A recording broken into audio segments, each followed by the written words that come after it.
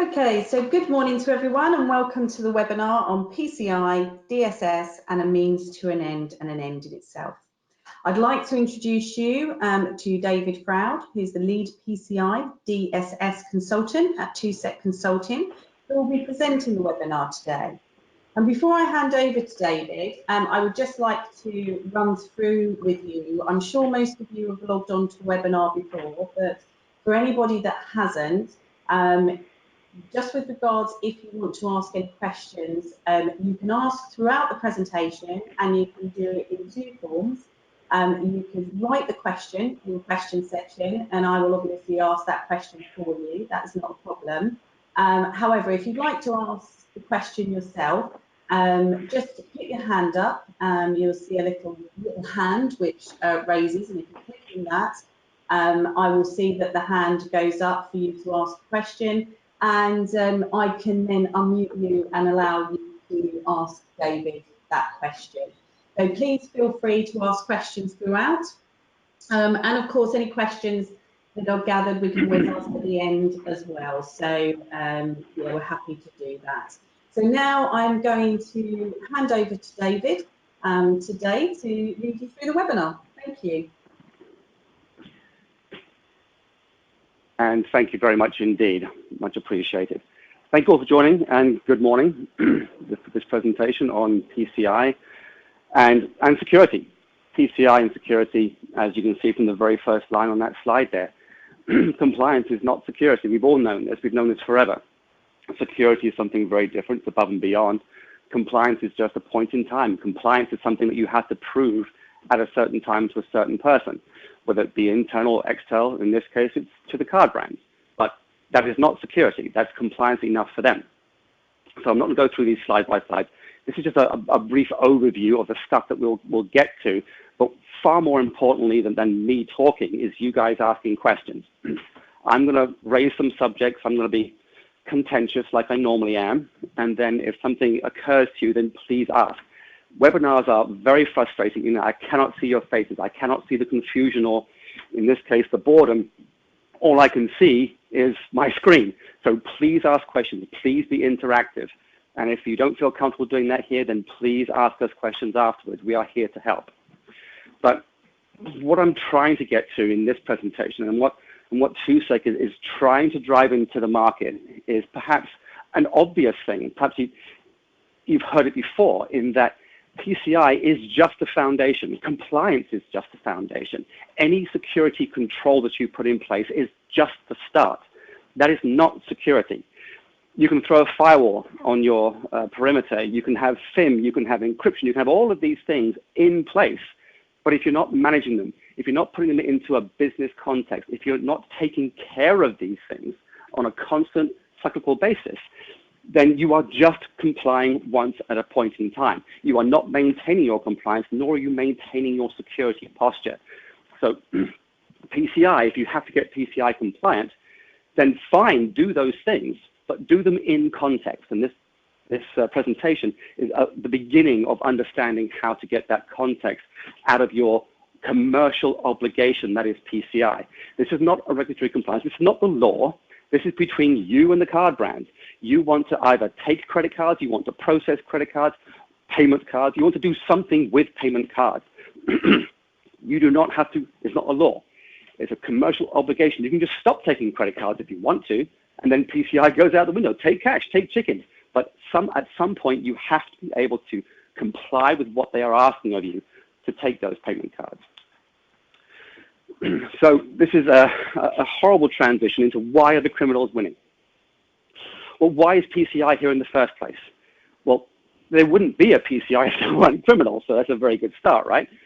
The way it started is way back in the early 2000s.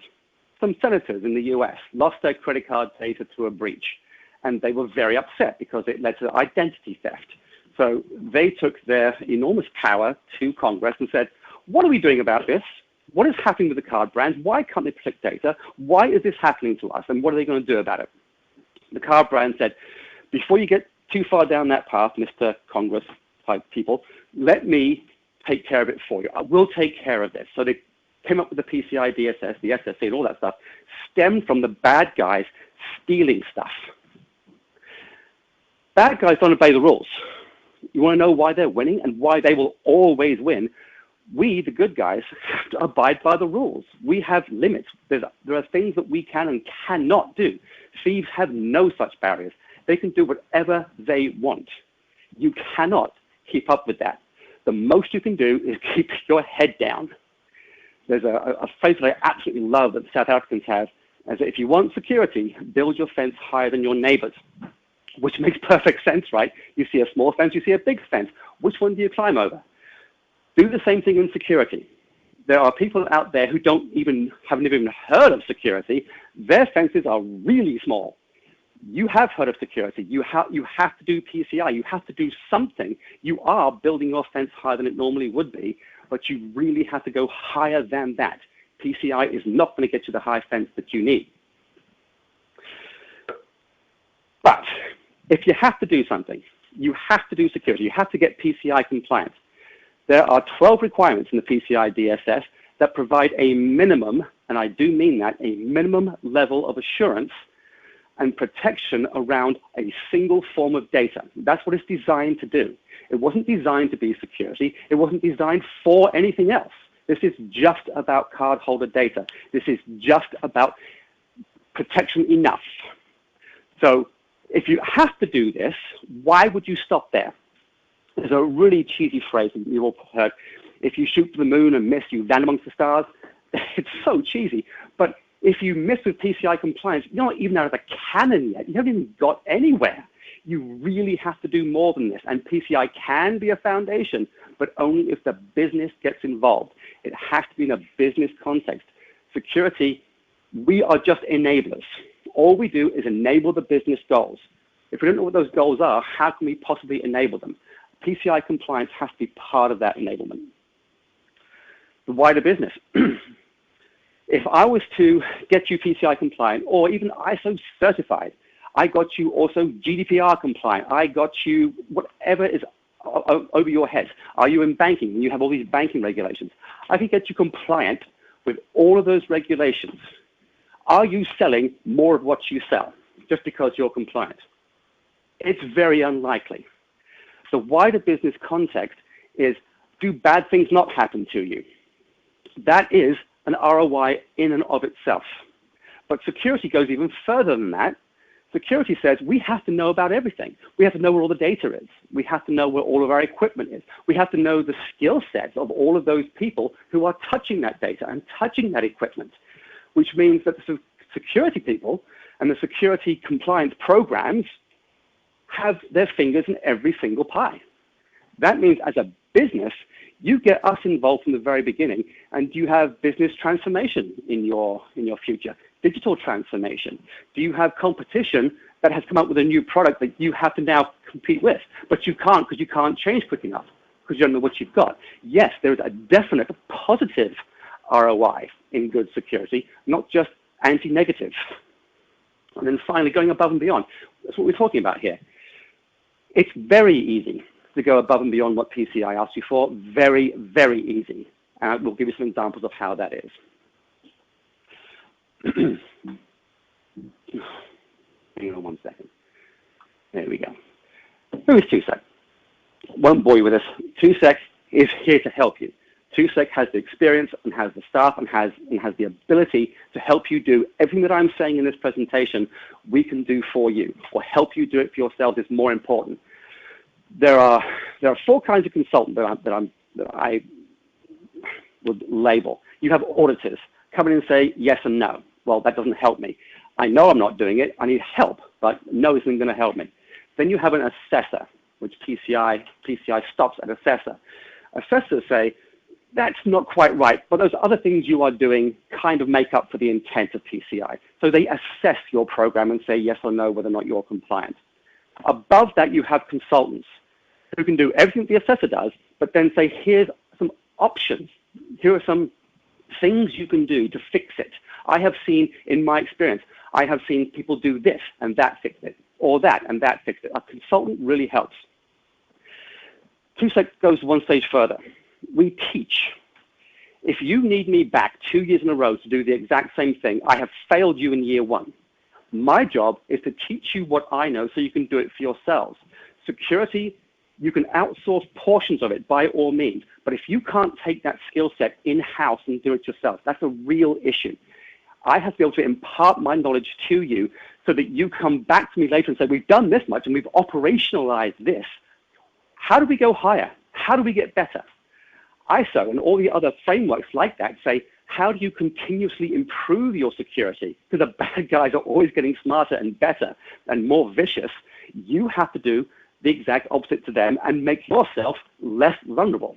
How do you do that? You cannot sit still at compliance or even point-in-time security. You have to move on beyond that. 2 seconds at help. Who am I? I don't know about that. You can have fun. I've been doing this stuff for absolutely ever. You don't care who I am. Now, this slide, I will read these because these are very, very important to the rest of the presentation, which won't too much longer, believe me.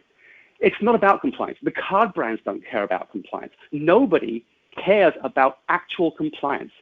The only thing that matters in the whole of PCI is that you don't lose credit card data and the card brands are happy. It's the only thing that matters. So because they don't care about it, why are you focusing on compliance more than you are about security? There are no fines anymore for non-compliance. The fines are all now back-ended. If you lose credit card data in a breach, you'll get fined heavily. That's because you weren't compliant or you didn't do anything towards compliance. You deserve that fine, but you don't get fined for non-compliance. So take your time. Don't rush towards PCI compliance, rush towards security. Compliance will be on the way to it. If you do security properly, there's no way you're going to miss PCI compliance on the way to that, but do it in that way. In a PCI project, which I always hear, our PCI project this year, it cannot be a project. It cannot stay a project. Achieving compliance for the first time, yes, that's a project. After which, it must become a program. You must build that into your operational procedures and do it all day, every day. Yes, you only have to validate once a year. That's easy. But staying compliant is incredibly important. And this statistic will show you, I don't have any stats on here, but I'm telling you that not one organization, not one in the years of PCI has an organization that was PCI compliant at the time of their breach proven to be actually compliant. They may have certified every year for 10 straight years, but at the time of the breach, they weren't doing something. Whether it was patching, whether it was updating their policies and procedures, they were not compliant at the time of the breach, therefore their compliance meant nothing. You can't be in that situation. PCI compliance requires you to validate evidence once a year and potentially, if you earn it, on a sample of your systems. That's not even internal audit. That's nothing. That's good enough for PCI, certainly not good enough for you guys. So if you don't have your PCI controls at a minimum, with some kind of framework, a management system, ISMS, NIST, COBIT, name it, do something. Build your controls that PCI requires into a framework, because controls and framework are not the same thing. PCI and ISO are very different beasties, and we'll get to that later. And the final point, you absolutely must fit PCI into your business. You don't change the way you do business to fit PCI unless, of course, you're doing something very egregiously bad. If you don't suddenly stop taking payment cards because you can't get PCI compliant, because that will destroy your business potentially, you work something out. There's always a balance here. There's always a negotiation here. The card brands don't want you out of business, and you don't want to be out of business, but you have to be business first in all of this. Hi, David. I've just got a couple of questions at the moment. Yeah. So the first one is, QSAs are not trained to teach their clients. What credentials should clients look for to take advantage of this potential added value in their QSA? Yeah, good question. I'm not going to make this a PCI bashing session. I've done that enough in my blog. But it's much easier to become a QSA than it is to become a consultant, a security consultant. Yes, you must show you have 5 years of experience, and now you have to be able to say that you have an auditing certification like CISA or lead auditor, and you have to have something else like a CISSP or a CISM. You have to have these now. But I did back in the day. I got this reading a book. You cannot ask questions about certifications. You cannot ask questions about anything other than their experience. You have to talk to the consultant who intends to help you, and you have to ask them specific questions. So TUSEC have come up with a questionnaire for you, like 15 questions to ask your QSA to choose the right QSA for your business. And it will include things like, how many of these have you done? If you're a large bank looking for a QSA, and the QSA being offered has only done small retail, that's not appropriate. Our job is to help you ask the right questions. And we'll get to kind of a really bad analogy later on, but our job is to help you ask the right questions and give you what you need, not necessarily what you ask for. That's probably the biggest thing in choosing a QSA and finding the right QSA, is that we should be giving you the answers. We're the experts. We should not be waiting for you to ask the right question. So that's very important. And I can provide much more guidance on that if you wish. Lovely. Thank you, David. And the other question that's been posed is, will PCI DSS compliance help my company be GDPR compliant? I'm sorry. No, you're starting all over again. Now remember, PCI is just a bunch of controls, minimum controls around the protection of cardholder data. If you put those exact same controls around your personal data, then yes, you would have helped slightly towards GDPR compliance, because Article 32 is about the security of the data itself. You have to show appropriate technical and organizational security measures around your personal data. So it does help. But from my perspective, PCI controls are never appropriate for personal data. The credit card data, yes, fine, no big deal, because the liability goes on to the issuers, not the people who lose the data.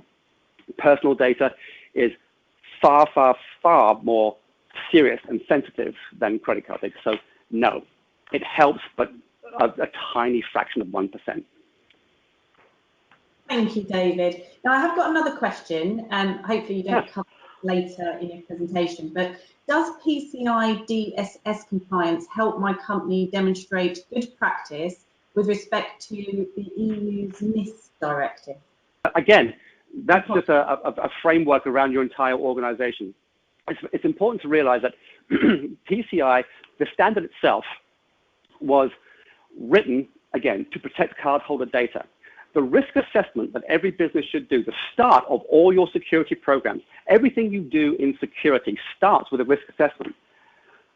What is the risk to my business? What am I doing about it? And what now do I have to do to get up to where I have to be to demonstrate appropriateness or reasonableness? So your risk assessment for PCI is utterly meaningless, because if you do it for PCI, you're going to say, well, I don't need 7 characters in my password, I need 6. You still have to do 7. You can't not do what PCI tells you to do unless you compensate in some other fashion for it.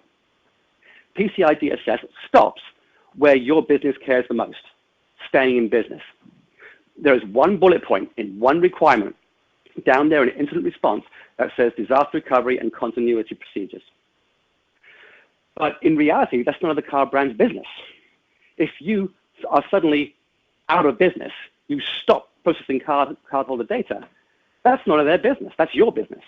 So they don't care if you're offline because the cardholder data is safe. So NIST says start to finish business. PCI says do that for cardholder data.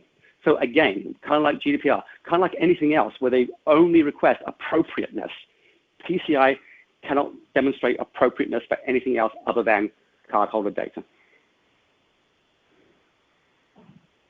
That's brilliant. Thank you, David. There's no other questions. Hope that made sense. Okay, great. Again, this is not going to be a PCI bashing session. I don't want that. I do that. I've done that for years and years and years. But I do want to demonstrate some of the things within PCI that why they're not good enough might not be good enough for you around your larger business. And one of the things is that the PCI standard itself has a 3-year cycle. bad guys don't wait 3 years. They're not going to wait for those 3 years to then start attacking you again. They're going to be constantly improving all day, every day. The PCI DSS cannot change that much. It's already a minimum set of controls. And if they suddenly up the ante and said, oh no, we're not going to have 7 characters, we're going to require 2-factor for all access to everything. Well, that's going to be a huge issue. We don't require daily monitoring of log files. We require a SIM that does real-time alerting. That would be a change so enormous in the ecosystem that they would get lynched. They'll be up in arms, basically. So the PCI DSS can't change that much, especially in the 3-year life cycle. And it has to be the same for everyone. Yes, you have different FAQs for smaller businesses that correspond to the risk involved in your payment channel. They do have that, but they're the same controls. It has to be the same for everyone. They can't just say, oh, I'm sorry, Europe, these are your controls, and US, here's your controls. You can't do that. So it's platform across the world, which means it has to be, and that's why it's the bare minimum. You can't suddenly raise the bar. To me, though, one of the biggest issues with PCI and spending a lot of money on PCI compliance for its own sake is that you're still protecting data that's over 50 years old. The credit card number has been out there for decades. It was a de facto standard for non-cash payments for decades. But we have a lot better than that now. In every single person on this call, in every single one of your pockets, you have 1 or 2 or even more mobile devices. And your authentication available on that device far outstrips the piece of plastic in your wallet. So why do we need the middlemen? Why do we need the card brands? Why do we need the issuers and the acquirers and the PIN manufacturers, PIN pad manufacturers? Why do we need all of them to keep taking a data that's 50 years old? Because that's what we've got right now. Things are changing, and the way you accept payments is going to change. So if you just focus on PCI compliance, you are sticking yourself now to securing something that might or will eventually go away. You've got to think forward. PCI compliance isn't going to move you forward. Again, this is a business thing. This is not a security thing. Excuse the picture there. We've already gone through a lot of this. Are the controls enough? No, of course they're not. As I've said, the risk assessment has already been built in. It's already in there. So you have no choice but to do that. But if your risk assessment, and you did it properly, said, these controls aren't enough, do more, would you? Would you actually do more than PCI asks you for? There's a very good chance the answer is no. Why would you? You would do it for your business, but not for PCI. So the risk assessment that's built into it is what it is. You should go above and beyond that. The point-in-time methodology with sampling, if you've earned it, means that I can provide my QSA, if I was going through an assessment, evidence that's 364 days old, and that would apply to my next compliance. That's crazy. As an assessor, I don't allow my clients to provide me data that old. I start their assessments, depending on their complexity, about 6 months prior to their compliance date to make sure that I've got everything. And I go deeper every single year. When you hire 2 seconds as your assessor, we don't just surface skim this to grab some money off you. There's your controls. There's your year. Thanks very much. See you next year. That's not what we do. We don't want that kind of business. What we want is to say, this year, we are going to get you compliant as part of this project. Next year, here's how much deeper we're going to go and why. Here's the benefit to your business. Here's why we want to go deeper every single year, because the deeper we go, the more you have to operationalize what you're doing, and it becomes less of an annual assessment and becomes continuous compliance, which is the absolute goal of security, continuous compliance validation. The controls, just 2 examples of how the controls could never, ever be enough for your business. They require some form of file changing detection technology. They call it FIM, file integrity monitoring. And like Tripwire, I don't use Tripwire, but like Tripwire, you've all heard of them. What they're asking you for is, has my system changed? But in the last week, a lot can change in a week. So do it daily. Why doesn't it say daily? Why does it say weekly? Because, again, a minimum set of controls around protection of cardholder data was enough for them, not enough for you. Daily review of log files, that's just crazy. You could literally have your log files streaming down your screen and say, oh, that looks like something. That is absolute nonsense. There's no way you can do that. You have to have some way of automatically looking at those log files and going for things like, I call them never see events. Should you ever see logging turned off the system? No. Tell me about that the minute it happens, not tomorrow. Tell me right now. I want to know about thresholds. For example, I don't care if I fat finger a password once. I do that all the time. But suddenly, if it's 5 times in 1 second, there's something else going on here. That's a threshold event.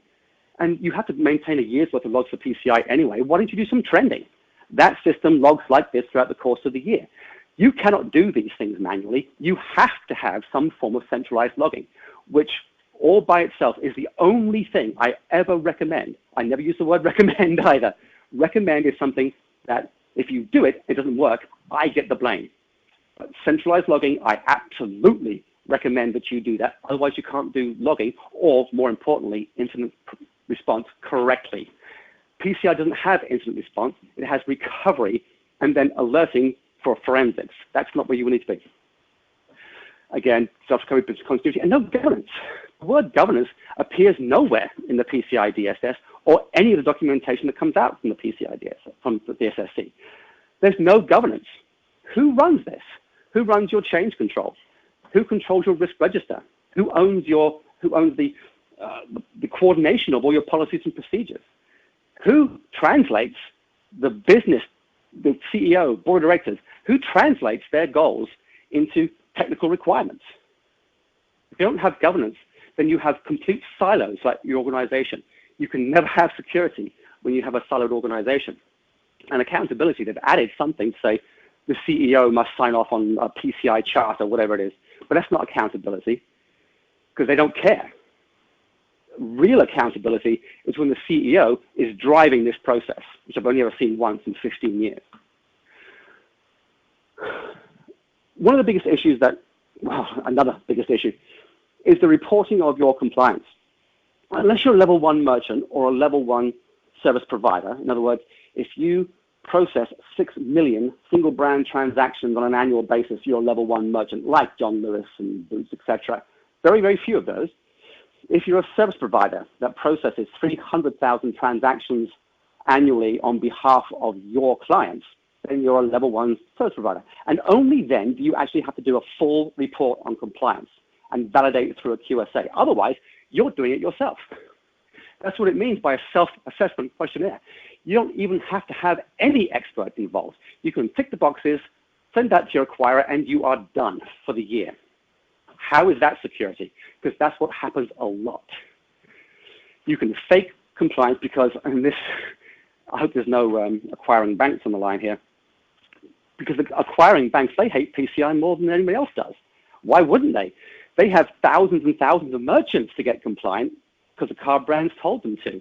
You just have one business. They have tens of thousands or hundreds of thousands. So they hate PCI. If you report compliance through an SAQ and you have lied, they're not accountable. You're accountable. But that's how you report that particular requirement within PCI. That is how you validate a real requirement. This is actually proper validation of any control. This is where PCI have got it right. They have a single control, which is the process for doing firewall changes, and all of that validation is what you should be doing to make sure you're doing it properly. You have documentation. If you don't have a procedure for doing something, how do you know how to do it properly? If you don't have standards around something, then how do you know what is your appropriate baseline? What people did I talk to? And then I, as the QSA, had to describe how I validated it. This is validation done well around a control, but very few organizations have to do anything like that. The thing that I do for my clients who ask me to help with their SAQ, which they don't have to, is I give them a list of action items that I would do to validate against a report on compliance. Whereas the SAQ just says, review documented process. I know how to find the document, read the document, interview people, and go onto the firewalls and find those rules in place. So if my clients want me to co-sign their SAQ, I'm going to validate them because I don't have a choice. If I'm going to sign that they're compliant, I need to see these things. So the action item list to get compliant to an SAQ is exactly the same as it is for a report on compliance if you're doing this properly, which I highly, highly recommend you do. Because again, the fines are back-ended. If you have lied on your SAQ, let's say you do patching, you're saying you're doing patching and you don't. You have no patches in your systems for 5 years. You have lied. That is egregious. The fine is going to be large, and rightfully so. So I don't care how you report your compliance. Do it against the maximum controls, which is this, which is the report on compliance. Hi, David. I've just got one comment. Our last QSA didn't provide us the certificate of compliance. Is that going to be a problem? There are no certificates in PCI. There is no such thing as PCI certification. If you receive some fancy certificate from your QSA after you achieve compliance, it actually means nothing. Read the fine print. There are no certificates. You are compliant. Your demonstration of compliance is your completed attestation of compliance, which you fill out and you sign. It's at the bottom of the SAQ. That is, if you want to call it a certificate, that's your certificate. Nothing else matters. The car brands, acquirers, they don't care. Excellent. Thanks, David. Okay. This is a question I've asked every audience that I've ever spoken in front of. And I've never, ever, ever had anyone raise their hand in that entire time. The last one was in PCI London a couple of weeks back. If you replace cardholder data out of the PCI DSS and replace it with personal information about your family, name one requirement. One requirement, and you have 15 minutes to get that to me. Name one requirement you don't want in place around that data. So if you know you have to have at least that many controls or that much control around personal data, why don't you do it around credit card data? The fines maybe aren't as big, but they're still pretty bad. You don't want to be in a situation where just a minimum set of controls isn't in place because you know they should be. They should be in place around all of your data, personal data, intellectual property, financial data, research and development data. All that stuff is how you stay in business. So as much as I bash PCI, it's why isn't everyone PCI compliant?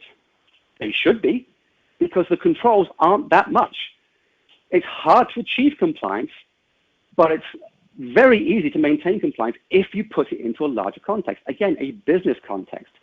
Take what PCI needs and put that into something that sustains your business. And that is so simple. I have a phrase that I use way too much. And security is difficult, but it is simple. It's bloody difficult to get a program in place, a good program, appropriate, a demonstrable program in place. It's very difficult, but it's simple. It's been written down for decades, literally decades, on what to do. Your risk management, vulnerability management, disaster recovery, incident response, all of these things are decades old. And how to do them, you have experts out the yin-yang out there who can help you put those things in place. You just have to ask the right questions. You've got to find the right consultant or have the right in-house expertise to ask those questions, and that's the biggest difficulty. How do you get started? Where do you start? Well, you start with an expert.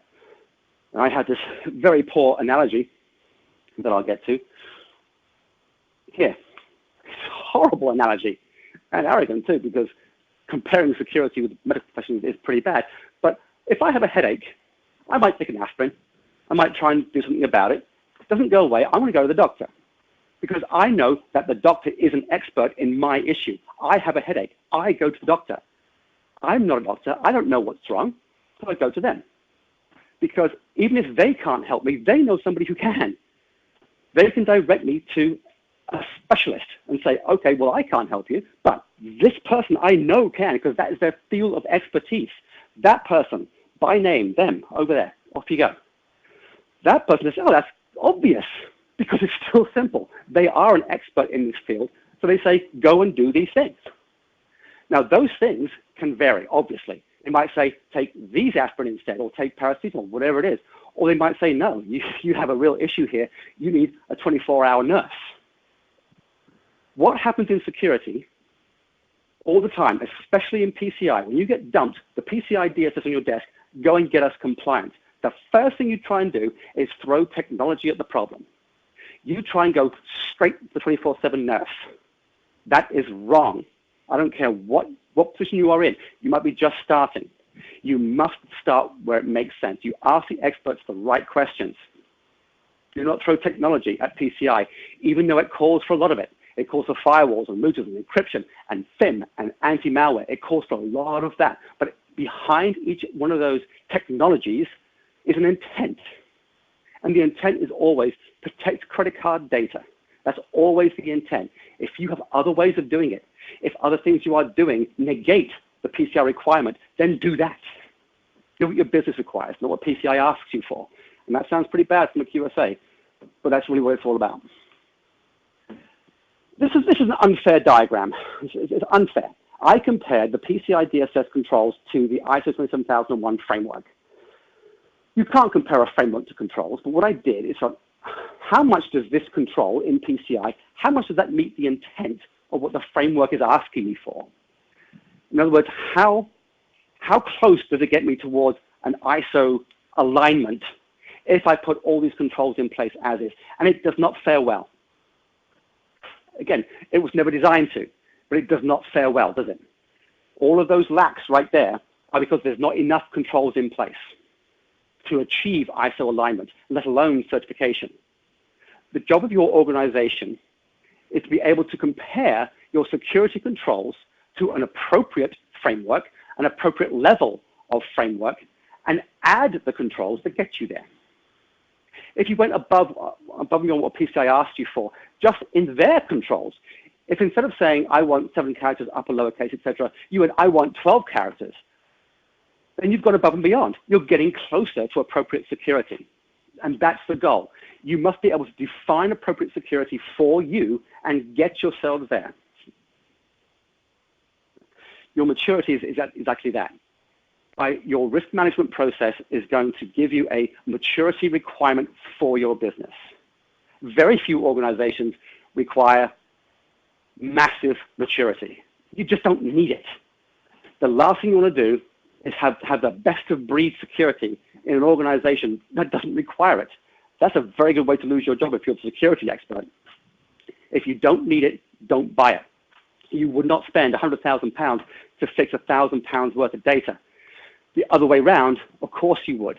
That's your maturity. Are you in a position to understand that balance? And the CEO, I have this CEO discount that I offer for my own business. This CEO discount says, if you put me in front of the CEO for half an hour, just half an hour, and if that CEO can promise me over the course of 1 year, 3 emails that even I will even draft them for him, her, I will get that job done in half the time. If the CEO, first email, we have hired some external consultants. We've hired 2 to come in and take a look at our business. Give them every help they ask you for. Pay attention. This is very important. I'm watching. Of course, I'm paraphrasing. But give them everything they ask for. I'm taking this very seriously. Guess what we're going to get as consultants that we wouldn't get normally? What we need. We are seen as consultants. We're seen as auditors. We're seen as the people coming in and criticizing. That's not our job. It's the CEO's job to tell you that. If the CEO gets involved, our job is easier. So a discount is so simple. We're making more money off that. We have less work to do because you can do it yourself. The final email would be, and I don't even need it. I would not want it. And that is, you're failing. You guys are not doing what I asked you for, and I'm very upset. But the CEO is seen to care. If my boss, which is currently is my wife, if my boss doesn't care about something, guess how much I don't care? And that goes from the board of directors, CEO, all the way down to every single level, including the interns.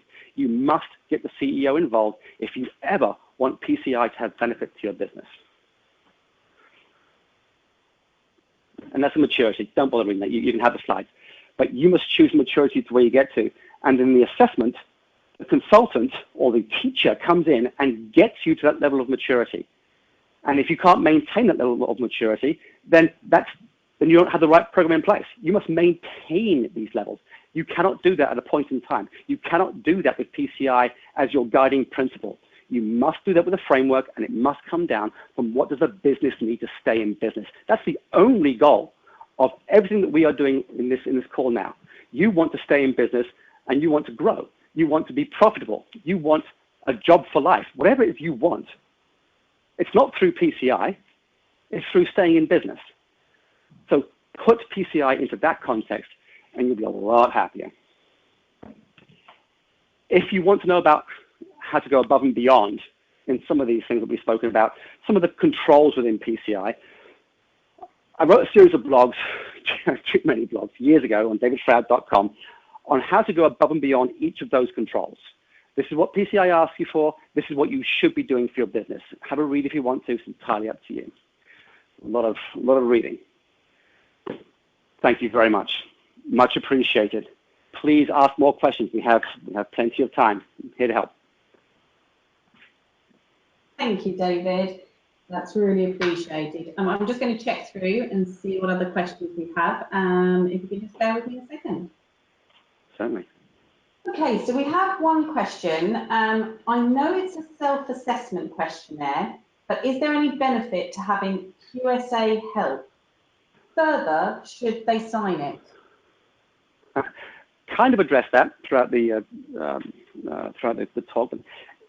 Yes is the answer, of course. As a consultant, absolutely. If you're not an expert in security, then how could you possibly fill out the SAQ yourself? You need somebody to help you. You don't need a QSA to do that, personally, but you do need someone who is an expert in PCI. And if they're going to sign it, again, they're going to actually require you to validate the answers are correct. They're not just going to sign it by providing you a day's worth of guidance and tick that box. If you get a QSA involved, they are going to do it properly, and it is going to cost you. Lovely. Thanks, David. At this time, we haven't got any other questions. I just want to urge people, if you have got any questions before the end of this webinar, we'll just give you a minute. Please feel free to put your hand up or to type the question.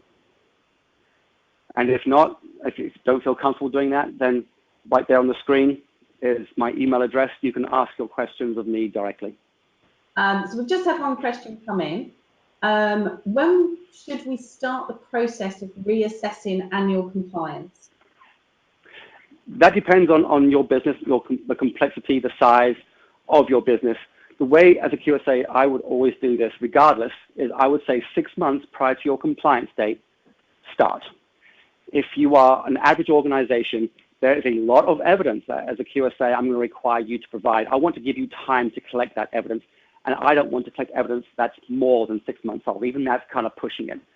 But start 6 months. If your business has changed in any way, let your QSA know that really as soon as possible. You shouldn't be hiring QSAs once a year to do an assessment. You should be hiring a QSA company to manage you for the year, help you manage that process for a year. So if you make any changes to your environment at all, you're telling them up to 12 months before your due date. Do not leave it too late. Do not say, we have to be compliant next month, come on in and assess us. That does not work. You must give yourself time, because the QSA, again, will every year ask you for more and more to ensure your compliance. Talk to your QSA about what's comfortable for them and for you. Excellent. Thanks, David. Another question. What do I do if I get conflicting advice from 2 different QSA companies? Yeah, that does happen a lot. Pick the best answer. No, you have to choose a QSA with whom you're comfortable. You don't choose a QSA who's fresh out of QSA school. You choose a QSA who's been there and done that for businesses like yours.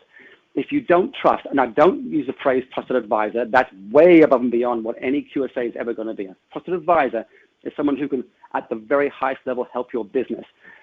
But you've got to find a QSA or a PCI expert who knows your business. And when it comes to what you report as, the SAQ that you report is not driven by the QSA. They don't make that decision. That is your acquirer. Your acquirer makes you PCI compliant. They are saying you will get PCI compliant, Mr. Merchant.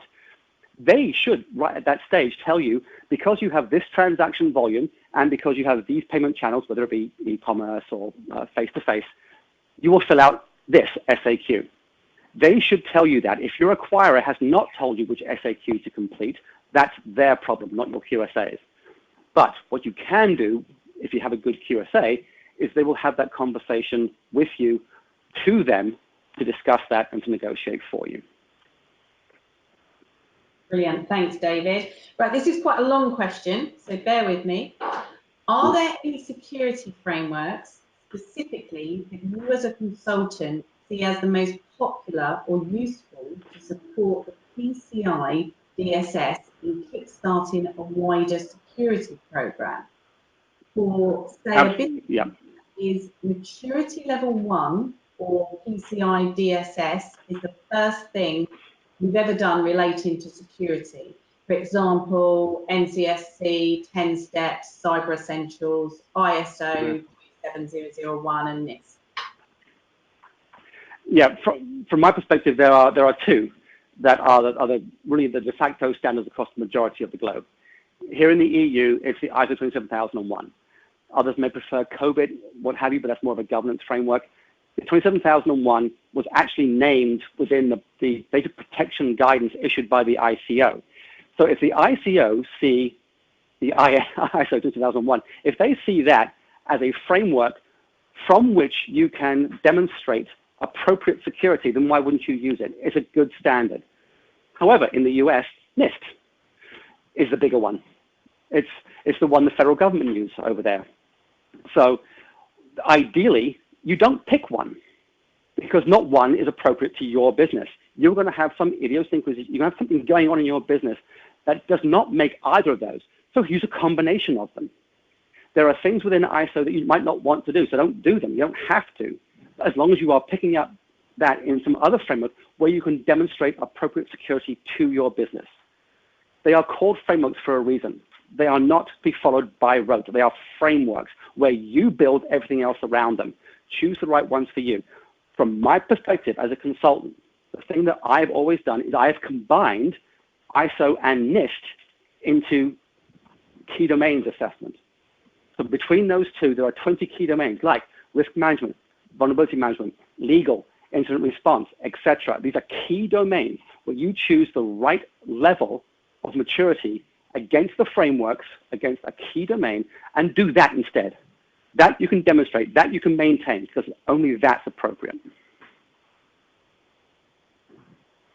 Brilliant. Thank you, David. Another question. What's going to be in PCI DSS version 4?